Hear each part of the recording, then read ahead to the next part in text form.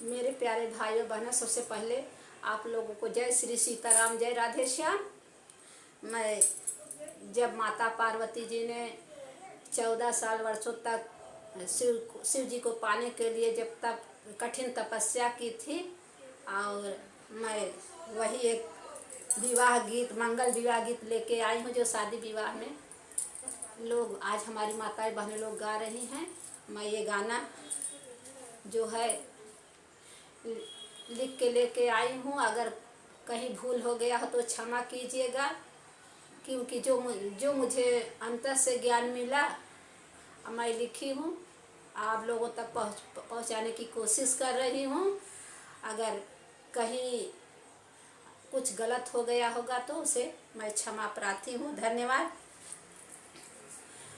14 बारिश 14,000